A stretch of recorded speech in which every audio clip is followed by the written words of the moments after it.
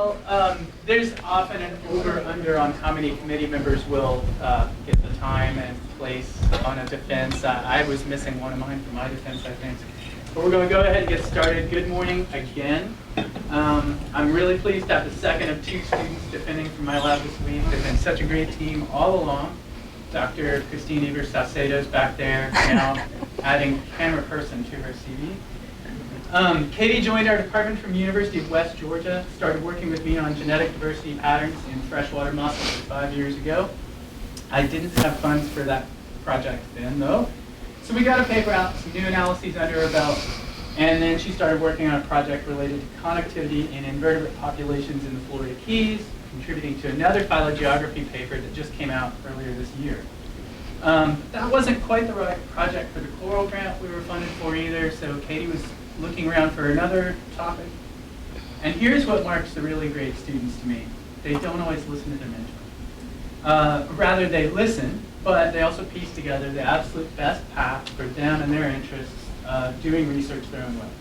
They make a dissertation into something you didn't see coming, which makes it more beautiful, more entertaining, and a lot more enjoyable for me. So I had suggested that Katie go back, look at freshwater mussels, study fertilization and reproductive dynamics.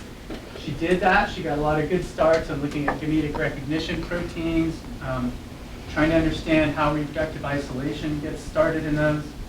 But somewhere along the way, I saw the project change and shift and become hers, and completely hers. And soon she was teaching me new things about a cool quirk of reproductive biology only found in mussels, known as double uniparental inheritance.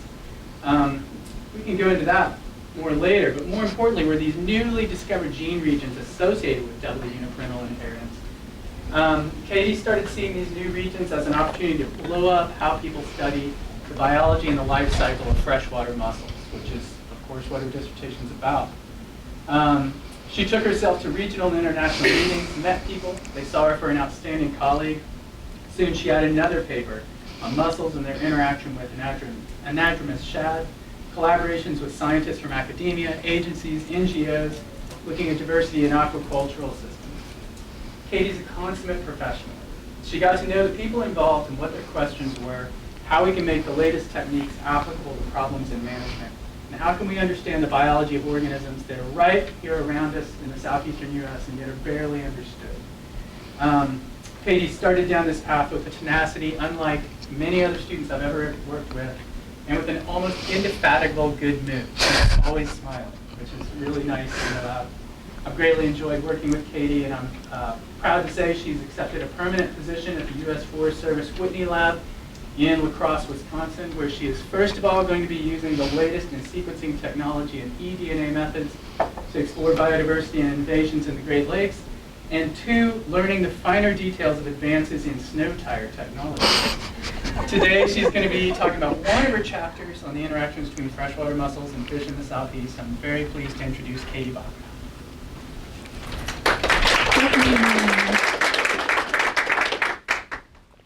Thank you, John. All right, first of all, thank you all for being here today. I'm really excited to talk about some of the newer stuff that's come out of my dissertation. And first, before I start, I have a cold, so I might sound a little stuffy and nasally. And if my voice wanes, just raise your hand and I'll try to pick it back up again. Okay, so my interest, as John said, fundamentally falls within wildlife biology and conservation. And genetics is a great tool to assess natural populations and inform conservation decisions. And so with that, my goal for my dissertation was to form a skill set or a toolkit that would allow me to really start a career in conservation biology and wildlife management. And so with that, my dissertation is a little fragmented, but today I'm only going to be talking to you about one chapter, as John said, looking at the host-parasite relationship between freshwater mussels and their fish hosts. It's not super genetics heavy. So today you're really going to be looking at a lot of life history traits and a lot of ecology, but I think it makes a good story. But later in my talk, I will be briefly going over a few projects I've been working on that are very genetics heavy, and we can talk about those later if you want to. But with that, I will get started. Okay, so when I think of aquatic biodiversity, I immediately start thinking about charismatic charismatic marine fauna, such as sea turtles and sharks, as well as really diverse ecosystems such as coral reefs and kelp forests. And marine systems are incredibly biodiverse, but so are freshwater systems.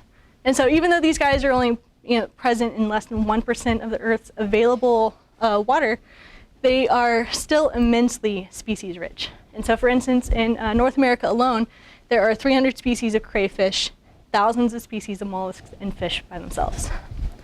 And just like marine systems, freshwater biodiversity tends to be localized in regional biodiversity hotspots. And so here we have a heat map looking at species richness in different regions, where cool colors are designate areas of low species richness, where warm colors designate areas of high species richness. And what you can see from this map is that most amphibian biodiversity is located here in the southeast. And though this map is specific to amphibians, the trends we see here actually hold true to most freshwater systems in North America, including one of the most species-rich but yet critically imperiled groups, freshwater mussels. So worldwide, there are roughly 850 species of freshwater mussel, with a vast majority of them being in a single family, that Unionidae. And out of the Unionid mussels, almost half of them are located in North America alone. And from what we saw before, most of that biodiversity is here in the southeast. And so about 40% of the world's Unionid mussels are located in this area. And so freshwater mussels actually provide a lot of important ecosystem services. When they group together, they tend to bury themselves in soft sediment, providing habitat heterogeneity for river systems, and in turn, providing a lot of habitat for other aquatic biodiversity. And one instance is a study that we did a couple years ago, where we found living developing fish eggs within the body cavities of multiple mussels within a drainage. Using genetic barcoding, we identified these guys as American shad, which is a popular sporting fish. And it turns out that shad are migrating upriver and spawning over these mussel beds, and the mussels themselves are providing the rocky substrate needed to prevent the eggs from washing downstream. So in addition to physically providing important habitat, freshwater mussels are actually really good natural water filters. So here we have two fish tanks that are murky and full of stuff. And one tank has mussels while the other tank does not. And as you will see, in a matter of, if I can get it to start, yes. In a matter of about 2 hours, these mussels will actually clear the water, while this tank will stay fairly murky. And so freshwater mussels are actually filter feeders. And as they siphon water, they will remove particulates from the water, ensuring that nutrient cycle correctly throughout the ecosystem. Unfortunately, over 70% of mussel taxa in North America are either threatened, endangered, or extinct. And as these populations decline, the ecosystem services they provide also decline with them.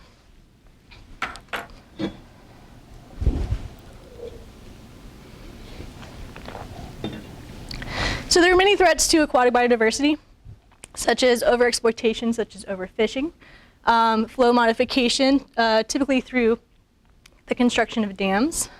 We can have the introduction of invasive species, habitat degradation, and of course pollution. And these factors by themselves, as well as the interactions between these factors, have significantly impacted freshwater mussel populations. In addition, they've actually had a significant effect on the fish species that mussels critically rely on. So freshwater mussels have a really interesting life history stage with really cool stuff that actually happens involved in their larval stage. And so, to go through this really quick, during reproduction, males will release sperm into the water. Females will then siphon that water, take in the sperm, and internally fertilize her eggs.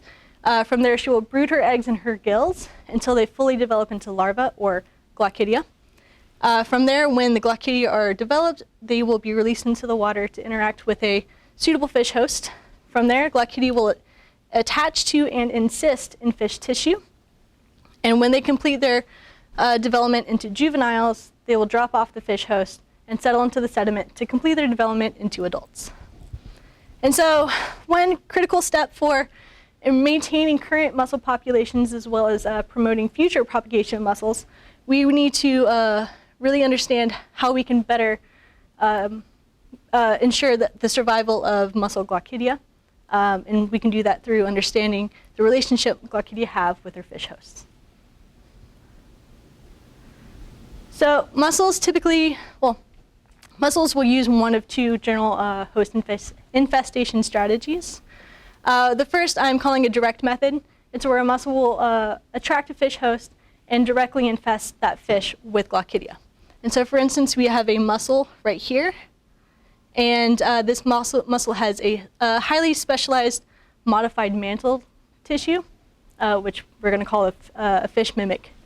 And in comparison, just to see how well these mussels have adapted their fish lures, here's an actual fish to show you how striking the resemblance is of the fish lure with the fish itself.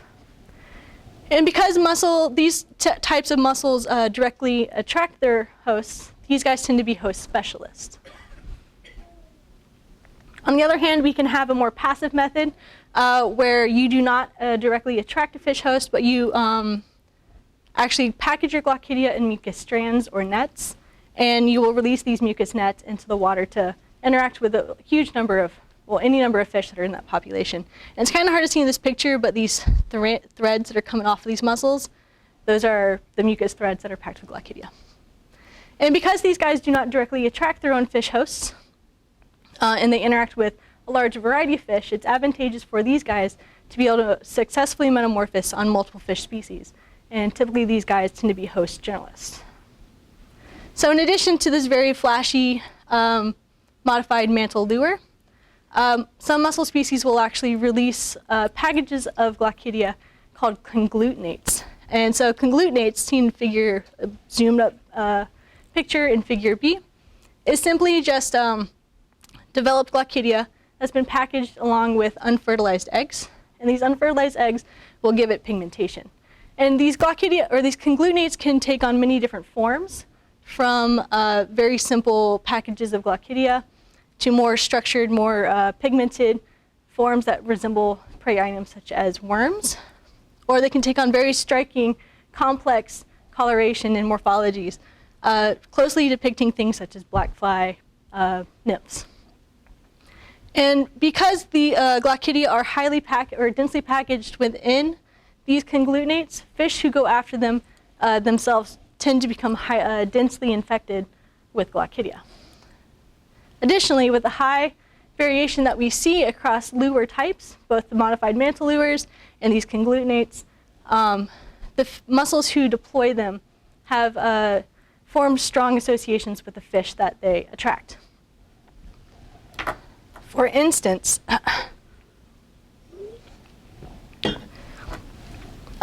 here are two comparisons between two mussel species that release conglutinates.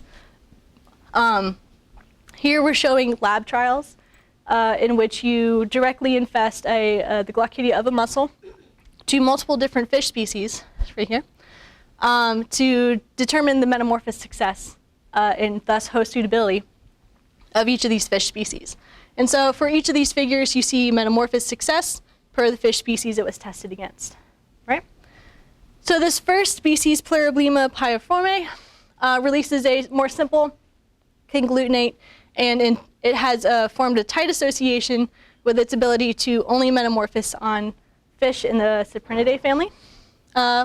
In contrast, we have Hamiota subingulata, which releases a highly modified conglutinate that, when deployed, actually looks like an actively swimming fish. And not only has it specialized to fish in the family Centrarchidae, it has actually specialized to a specific group, which is the bass. So there's a lot of host specificity, but also variation with their host specificity between different types of mussels and their association with their fish. Like I said earlier, not all mussels use lures. And so the generalist mussels seen here, they'll release mucus nets into the environment to come into contact with whatever fish that they just come into contact with. So it's advantageous for them to be able to metamorphose on multiple different fish. And when we actually test this in the lab, we actually do see that these mussels will successfully metamorphose on just about any fish that they are tested against. And so lab host trials are really informative for telling us the breadth of a fish community and species in which certain mussels can successfully metamorphose on, but they don't necessarily tell us what's actually going on in nature. And so my question was, how well do our extensive knowledge of lab trials actually relate to natural populations? And so in order to answer this question, I'm asking two general questions. The first, do journalist mussels in nature use all available fish hosts, or all available fish as hosts? And we'll get into some specific hypotheses about that. And two, my second general question is, if journalist mussels are passively infesting their fish, what environmental or behavioral factors might actually impact successful infestations? But in order to answer these questions, we need to get a better idea of how glochidia from journalist mussels and mussels in general actually interact with fish in their environment.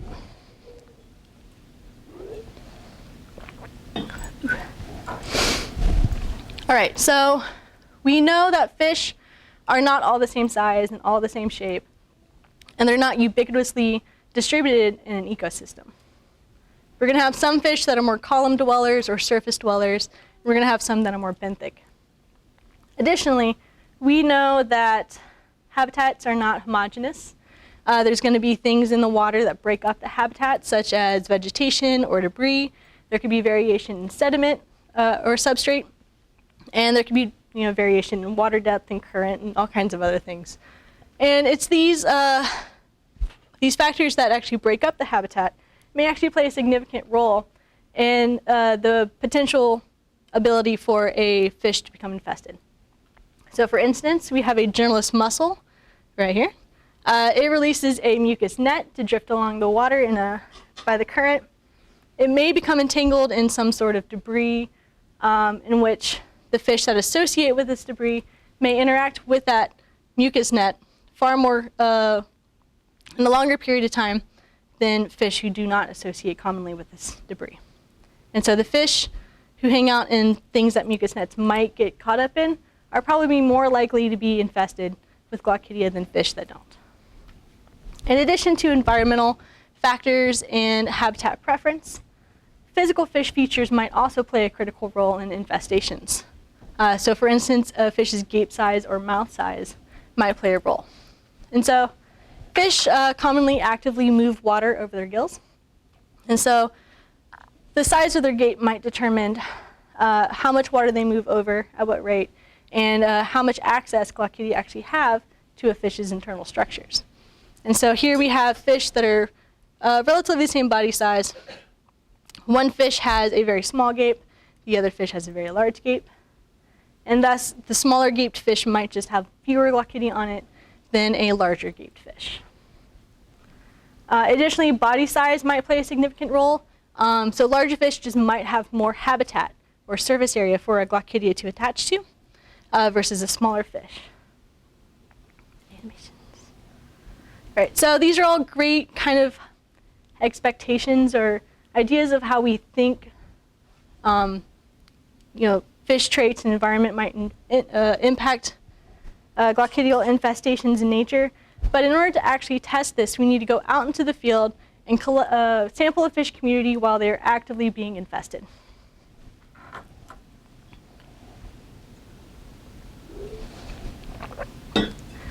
So to do this, I chose to sample Lion Creek. It's a tributary of the Flint River and actually runs through Peachtree City, Georgia. It's a great access site. It's actually an urbanized stream, which means that it's heavily used in an urban community. It's characterized by 2 impoundments on either side of the stretch that we sampled, and there's actually a park right next to it. But despite all of this urbanization, from previous fish surveys, we know that the fish diversity is quite rich. We know there are fish species there. And from current mussel surveys, we know generalist mussels as well as specialist mussels are in the same river.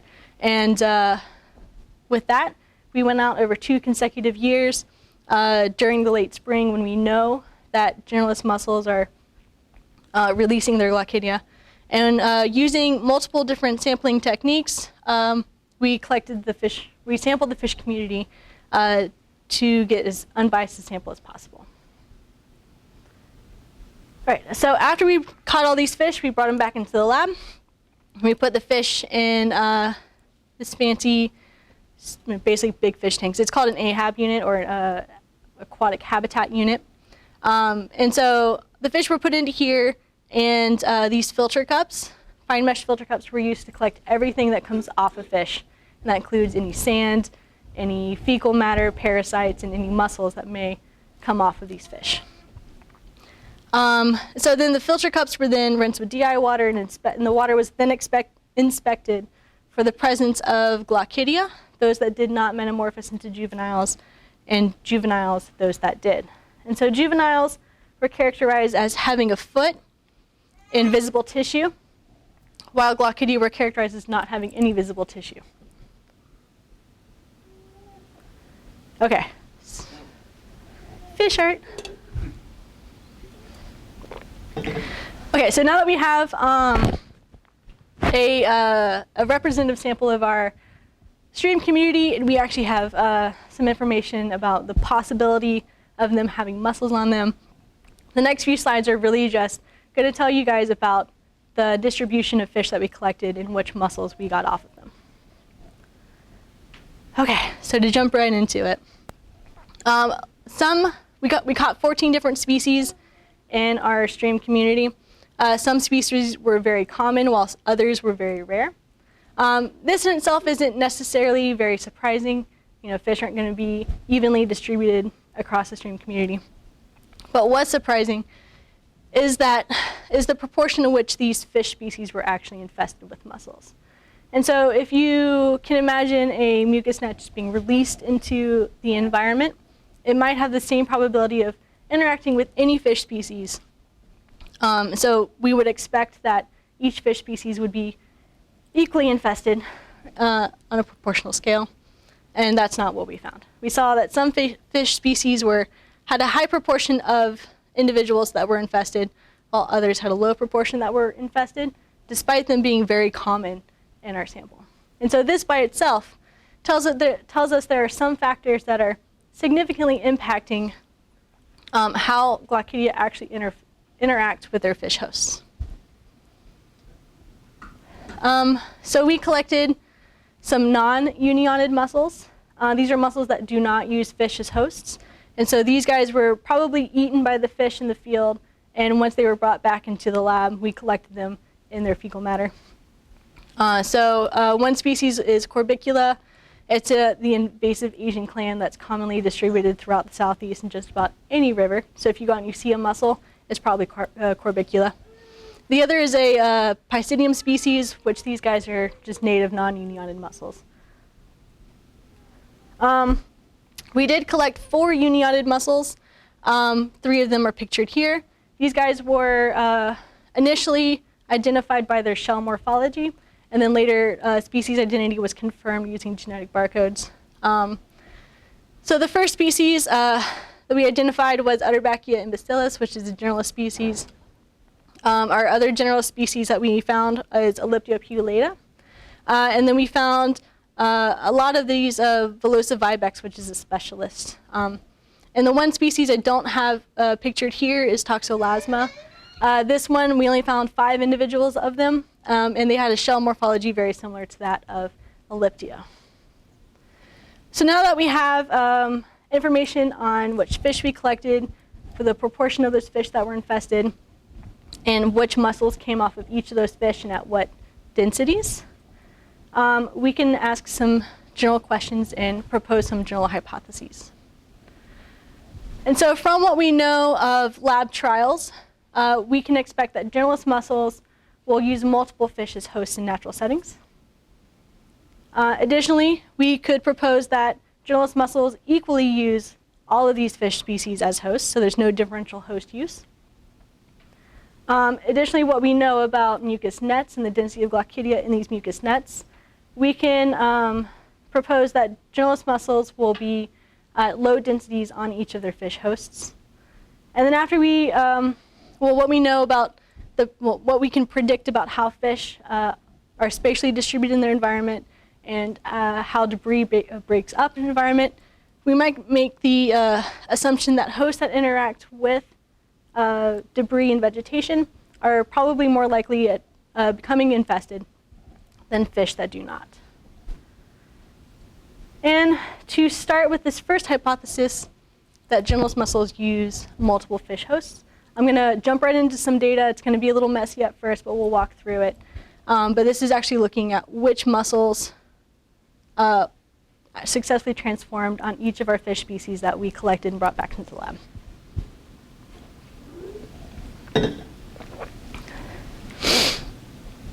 All right, so first off, we're going to talk about the specialist mussel that I identified, which is the Vlosa vivax. In the next few slides, they're going to look the same, but it's going to be the same information. So we have a table here looking at each individual fish species that we recovered from Lion Creek. And the first column is the glochidia that we recovered from each of these fish species. The second one is going to be the juveniles. The third is the total infestation from each fish species. And then this last column is going to be the percentage of glochidia, that percentage of mussels that successfully transformed on each of these fish. And so right off the bat, we don't have information for juveniles or the percentage that successfully metamorphosed because unfortunately my bass that I caught died in transit, so we couldn't actually measure metamorphosis success. But really all that's really important to take from this figure is that our specialist mussel that we recovered was only found on a single fish species, so not on any other fish species. All right. And so just stepping through our other two journalist mussels, first being Hydrobiologia. Same information here, but all you really need to look at is the percent of metamorphosis, right? And so as you can see here, Hydrobiologia was recovered from 10 out of the 14 species that we collected in the field and successfully metamorphosed on 9 of those. And additionally, the same is true for our Elliptiopulata species, recovered from 11 out of the 14 species we collected in Lion Creek and successfully metamorphosed on each of those.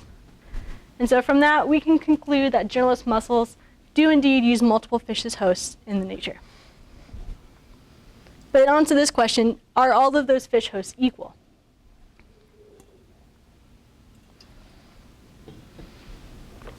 Okay, so for this, I started off by using an ecological host index pioneered by Baird, which he was doing something very similar to what I have been doing, but he used this ecological host index to kind of categorize host suitability for each of his mussels that he collected.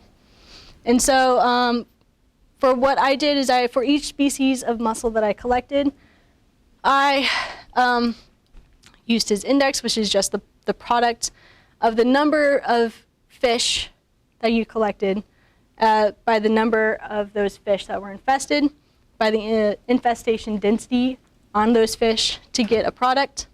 And to make an index from 0 to 1, you divide each of these products by the largest product. And so here, because it is just a multiplicative sort of equation, you're going to have you could potentially have some significant impacts of differing sample sizes and infestation densities, but really all that matters is that how each of these ecological indices relate to one another. Right, and so you're always going to have one species that has come out as having an index of 1, and all other species will be compared to that index. And so if our journalist mussels are equally using our fish as hosts, then each of them will have an index close to 1. If each of the mussels are using hosts differentially, so not equally, then one species will have an index of 1 and all other species will have an index closer to 0.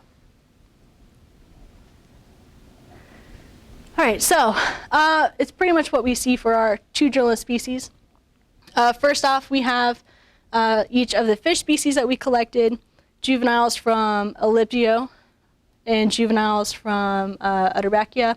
I threw Hemiota in here just to compare. You can right off the bat see that, of course, it's got an index of 1 for bass and 0 for everything else because it was only found on bass.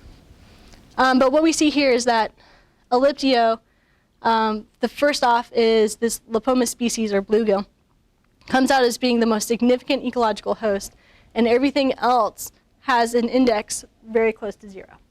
So this by itself tells me that bluegill is the primary host for Elliptio species in natural settings.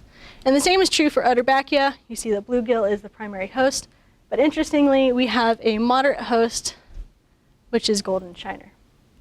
And because this index is kind of, it's not ideal. And so I wanted to back it up with a secondary index. And so for that, I used a Simpson's diversity index. And so the Simpson's diversity index really measures species richness and species evenness in each of your samples. And so you can get and by taking the inverse of that index, you can recover your ecologically significant species. And so your index, you can get a low index if, 1, you have low species richness, so you just have few species, or 2, you have dominance of some species. And so in this first example, where we have species listed here and the number of individuals collected, say theoretically you collected an even number of species from your population, your inverse Simpson's diversity index would recover the same number of species that you collected. Conversely, from giving an example is the fish that we collected from Line Creek, you see some species are very common, some are very rare. And using the same diversity index, we actually recover that we have 5 dominant species in our sample. And so using this index for each of our generalist mussels, we actually see that Simpson's diversity index supports our ecological host index. In that for Elliptiopulata, bluegill is still the dominant species with significant drop-off for other species. Additionally, with Hydrobiologia, bluegill again is still the dominant species, but golden shiner pops up as being a moderately significant species with significant drop-off after that. And so from this, I can conclude that generalist mussels actually do not equally use hosts in natural settings.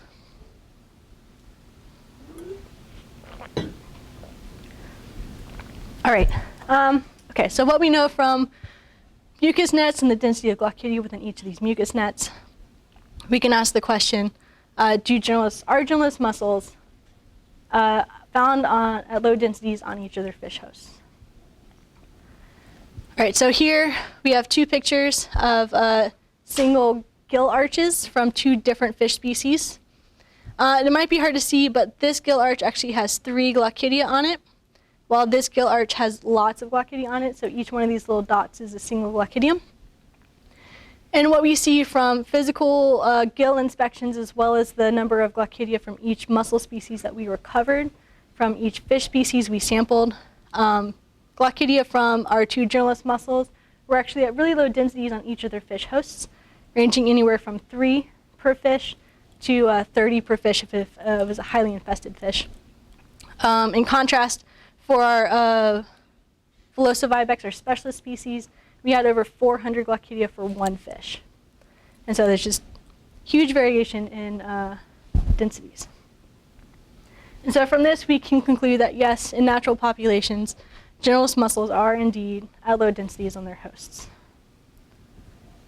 All right, so next is actually what ecological or behavioral traits might impact mussel infestations. And in order to actually measure this, we got a lot of different measurements. So we got some physical fish traits as well as behavioral and environmental preferences for each of our fish species that we collected. And so like I said earlier, standard or fish length might be significant just because it provides more habitat or more area for a glochidia to attach, as well as its gape. So for each fish that we collected, I measured the standard length, which is from the nose to the base of the tail. And then for each fish species, I also calculated the gape area. And so this is a ventral side, so the underside of a fish's mouth. For this, I measured the distance between each side of the mandible, or from outside jaw to outside jaw, and then measured from outside jaw to the tip of the nose. And with that, I calculated the height, and then from that, calculated a generalized area for each of my fish species. All right, and so then I also wanted to include some behavioral and environmental preferences for each of my fish species. And to do this, I use Virginia Tech's fish base, which provides me with information about whether or not a fish is found as a column feeder or is benthic, what diet a fish has, as well as like what currents a fish prefers, lots of habitat preferences, as well as like some reproductive traits as well. And so most of these data are actually binomial, with 1 being a yes for that trait and 0 being a no for that trait. But some of it was actually continuous. So a lot of the reproductive traits were continuous. So for example, this column here, designated as May, was the proportion of time a fish species spent in reproductive mode in the month of May. And so using all of this information, I generated some generalized linear models to determine if any of these traits were significantly correlated with the presence or absence of glochidia on fish species.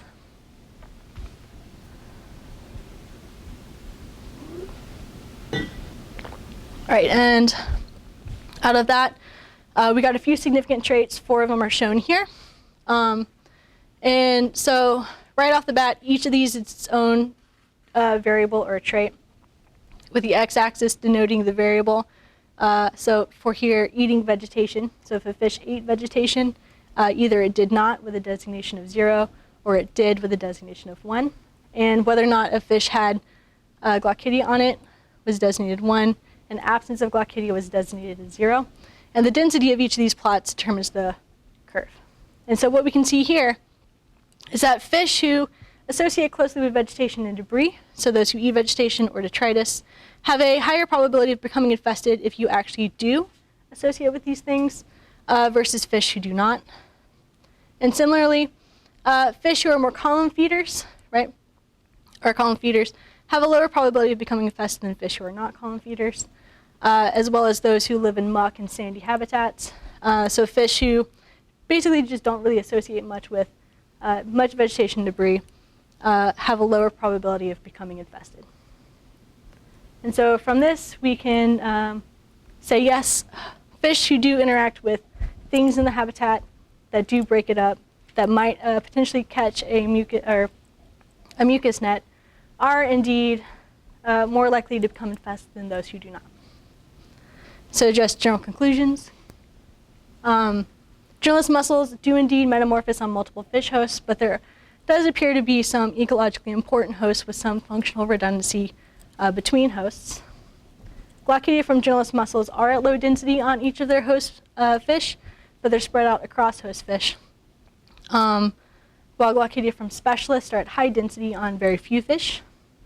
And fish who interact with vegetation and debris are more probable at becoming infested than those who aren't. Okay, I went that really fast. So with that, I just wanted to go over some other stuff I've been doing very briefly. Not all of this has been included in my dissertation, but some of it has. And it's going to be a very brief overview of these. If anyone wants to talk about them later, I'm totally open to doing that. All right, so my first project when I joined John's lab was looking at population structure in freshwater mussels. And so we had some mussel data already collected. So we had lots of sampling localities across the Altamont River Basin. And what we noticed is that there was an area of low mussel density that coincided with the presence of a power plant. And we wanted to know whether or not this power plant was acting as a significant barrier to gene flow between populations. So using a combination of microsatellite markers and CO1 mitochondrial marker, we basically found no evidence of structure across any of these populations. And there could be 2 possible reasons for this. One is that many mussels themselves are very long-lived, many times living over 50 years. And so the mussels that we collected here there's a probability in which they were actually present before this power plant was actually constructed. And so the diversity that we're seeing here could just be a signal from before this power plant was built and is not representative of current trends. Additionally, these mussels might just be being transported up and downstream by their fish hosts, and thus the population structure of mussels is probably very strongly tied to their fish hosts themselves. I did a couple phylogeography projects on marine invertebrates, one with my wonderful undergrad Leah, who really spearheaded a lot of this work, but we were looking at the presence of phylogeographic breaks across biogeographic barriers. So natural breaks in the environment that would cause us to not necessarily see visibly any distinct differences between populations, but genetically we would. Another project I was involved with is the barnacles John briefly mentioned in his introduction, where I was looking at fine-scale population structure and a barnacle species commonly found in the southeast, which then expanded into looking at the possibility of range expansion in this barnacle species due to increasing sea surface temperatures. An additional study I worked on was the comparative transcriptomics of disease-resilient and disease-susceptible corals. And so many dominant reef-building coral species in the Caribbean have, over the past 30 years or so, been totally decimated by a handful of coral diseases. And so these species themselves have been reduced to about 90% of their current or previous population. But corals in the U.S. Virgin Islands are just now starting to become infested with these specific coral diseases. And additionally, over the past couple of years, there's been a lot of surveys on these corals, and we've seen that there has been variation in their disease susceptibility or resistance. And so I wanted to see if there was an underlying genetic explanation as to why some of these corals are more disease resilient or more disease susceptible. And so to do that, I did an RNA-seq experiment, collected total RNA from these guys, and did a differential gene expression analyses. And though we saw lots of variation across corals, so each one of these bands is a coral, and each one of these is a gene. We did see a lot of variation across our coral colonies, but nothing that significantly correlated to disease susceptibility or resilience. And so what I think might be happening here is that corals are not necessarily front-loading a suite of genes that might make them more or less susceptible to disease, but they may actually just respond differentially to disease. And lastly is a project I've talked about before, but it was basically developing a genetic barcode for the identification of encysted glochidia on a fish host. And so there may be instances where you, one, don't have an AHAB unit to store your fish in to recover the glochidia that fall off, or your fish die in transit, like a couple of mine did, or you might be working with a species that is too large to actually store in an AHAB unit. And so you might actually have to manually inspect each of the gill arches for the presence of glochidia. And if you're not great at glochidia morphology identification like I am, you have to use genetic barcodes to actually identify each of these glochidia species. And so when you pick off each of these glochidia, they are actually physically encapsulated in fish tissue. And so when you pick them off, you get just as much fish tissue as you do glochidia tissue. And oftentimes this causes you to lose the ability to actually identify your glochidia species simply because your samples are just swamped out by fish DNA. And so using a newly discovered mitochondrial marker that is specific to freshwater mussels, I developed that marker as a tool for species identification in the presence of overwhelming fish DNA. Whew. Okay, so that's my dissertation in a nutshell. And with that, there's a lot of people I'd like to thank. First, my committee for all of their excellent advice. I couldn't have gotten this far without you guys. Specifically, John Wares, who's been a fantastic advisor and always there for me. Next, the Wares Lab, of course. Special thanks to Christine and Jenna, who have been lovely. I love you guys. And of course, Paula, Mary, and Leah for all of her help, and Neva for all of her help as well. Of course, the Bring Off Lab, which I couldn't do a lot of my work without me invading your space. I'd also like to thank Jason Bob for actually making sure that my fish live which was very important.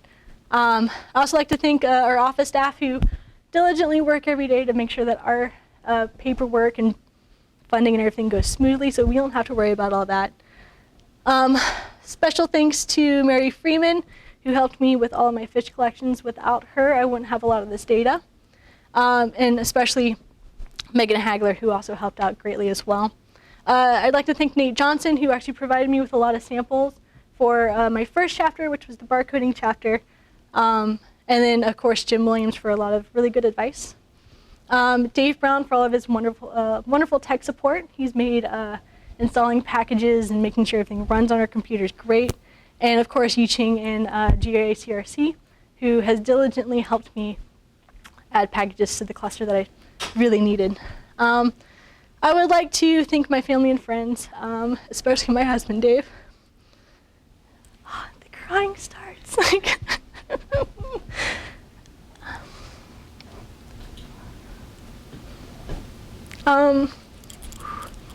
Without you, this wouldn't be possible. And of course, my dad and Sydney, who are both in the audience. Then Christine, Daniel, Jenna, Emily, and all my other friends here have been both a great support for me academically and professionally, as well as personally. And of course, all the fur babies, all of our dogs, who make us laugh and in better moods to go to work every day. So with that, I'd like to thank you for spending the last 40 minutes or so listening to me talk.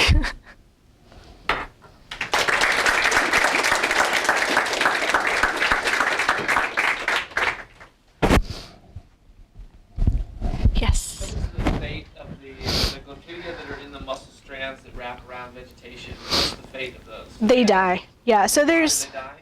because most mussel species actually really need a fish host. They use nutrients from the fish to actually complete their metamorphosis.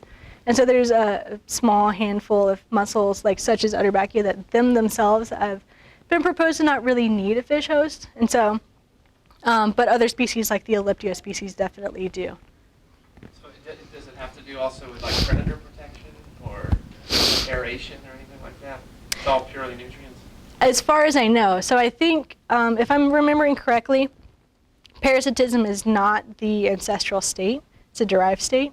And so it might just be an evolutionary advent to, one, get your glochidia to be, moved elsewhere, away from you, as well as ensuring survival of your glochidia.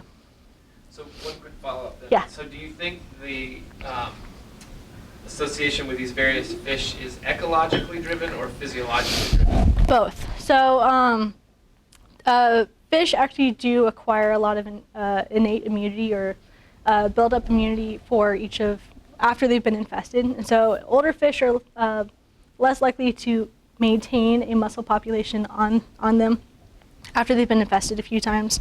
And you can actually test this in the lab where you infest fish, and then within 6 months, if you infest them again, the glochidia are just rejected. And so there is some physical correlation between whether or not a fish will actually accept glochidia or not. So there's probably some kind of host-parasite interactions, just like innate immunity, for specialist mussels to actually physically attach to their host. And of course, ecologically too. So if you think about mussel speciation in general, if a glochidia is attached to a suitable fish host and it gets moved over to another stream through stream capture or flooding or what have you, it's then introduced to a potentially new suite of fish hosts. And so that either quickly deadens their ability to maintain a population in that area, or they can potentially specialize on additional hosts from there. Thanks.